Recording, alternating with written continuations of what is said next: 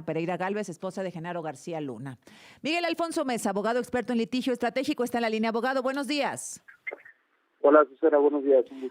Gracias. ¿Ustedes van a proceder contra lo dicho ayer por el presidente, abogado? Ahorita a las 9 de la mañana voy a estar en la Suprema Corte presentando una denuncia en contra de Arturo Saldívar por 5 faltas administrativas, entre ellas tráfico de influencias, abuso de funciones y 3 diferentes faltas relacionadas con la violación a la independencia judicial de su mismo puesto como presidente de la Suprema Corte y de otros juzgadores en los cuales quiso influir, al menos por las declaraciones del propio presidente y por casos que hemos visto en el pasado, que violan la independencia judicial. ¿Van a presentar entonces este recurso a las 9 de la mañana, abogado?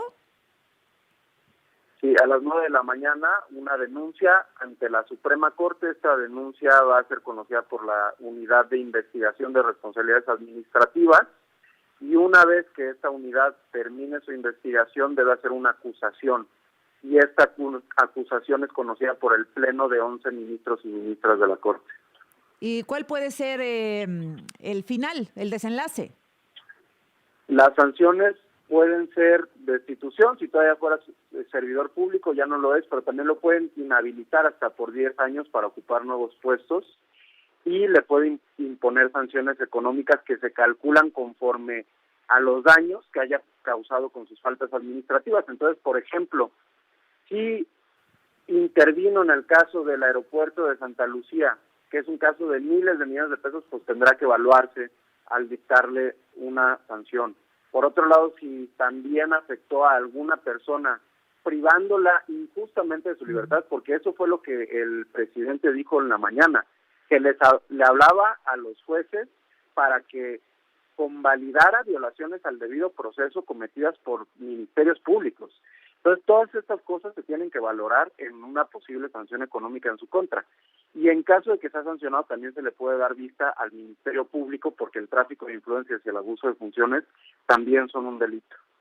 Bueno, abogado, pues dice Arturo Saldívar que como el presidente no es abogado, pues tal vez lo que le falló fue el lenguaje técnico. Y que se entendió lo que el presidente no quería decir, que les estaba dando instrucciones. ¿Usted qué opina? ¿Fue claro o no? No, pues existen varios casos en los que es notoria la interferencia del presidente en la independencia de otros jueces. Uh-huh. Ahí está el del magistrado Jorge Arturo Camero, que era uno de los encargados de resolver los amparos en contra del aeropuerto de Santa Lucía. Fue el único magistrado que no dobló las manos ante las presiones de la presidencia de la Corte y de la presidencia del Consejo de la Judicatura y fue suspendido. Esto se anunció en una conferencia de prensa que dio Arturo Saldívar bajo la excusa de que ya no iba a haber corrupción en los juzgados de la Ciudad de México. Y meses después Jorge Arturo Camero murió entre acusaciones de su familia de que en realidad esto se trataba de una persecución política. Bien. Y por otro lado, al juez de primera instancia que resolvió favorablemente estos litigios, lo ascendieron a magistrado. Muy bien. Abogado Arturo Saldívar.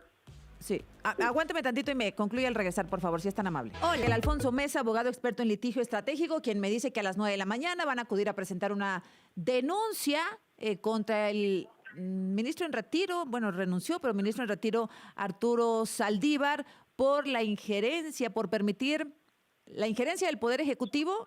¿Cómo lo frasearía, abogado? ¿Perdón? ¿Cómo lo resumiría usted? ¿Van a presentar esta denuncia?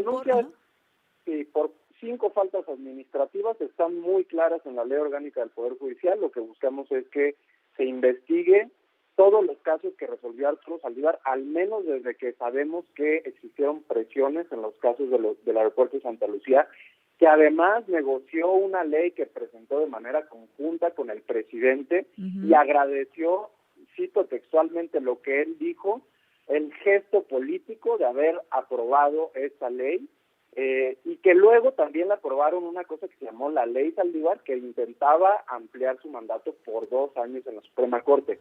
Es decir, al menos desde 2019 ya hay indicios de que él, junto con el presidente, tenían negociaciones políticas. A ver, nada más quiero hacer una acotación. Yo todavía no soy abogado, yo hago esto desde que soy estudiante de último semestre y también presenté una denuncia en contra de la ministra Yasmín Esquivel en ese momento. Y estas denuncias son tramitadas por la Suprema Corte. Primero le llegan a la presidenta de la Corte y ella determina si se inicia una investigación o no. Y después se hace una acusación y son los 11 ministros quienes deben decidir si se sanciona o no la falta. Correcto. Dice Saldívar, nunca le ha hablado a ningún juez, a ningún magistrado para insinuarle, proponerle, sugerirle, mucho menos para instruirle que fallara un asunto en un sentido o en otro, abogado.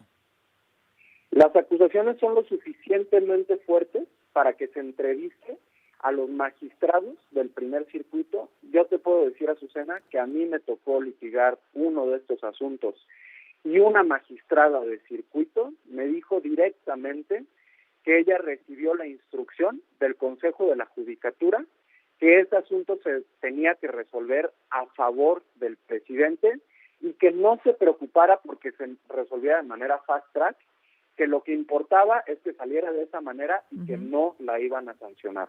Entonces, estoy seguro que si el Poder Judicial hace su trabajo e investiga estas fuertes acusaciones, que sí son objeto al menos de una investigación, encontrará que no es uno, sino que son muchos los casos de jueces y magistrados que han recibido este tipo de llamadas o que las recibieron durante la presidencia de Saldívar al frente de la Corte y del Consejo de la Judicatura. Pues ojalá que se decidan a alzar la voz, abogado, ojalá que se animen. Digo, las represalias obviamente no son menores, se levanta la voz, se expresa una opinión y la venganza no es menor, la represalia viene, hay un costo, a veces cuesta demasiado, pero pues ojalá que se decidan a levantar la voz. Están pues ahí con la ministra Norma Piña, que lejos de insultarla, como supongo pretendía el presidente, pues dice, ella insiste que los jueces son autónomos. Pues sí, ese es el mundo real, el mundo ideal, no el mundo real, ni en este sexenio ni en los pasados, también hay que decirlo, abogado.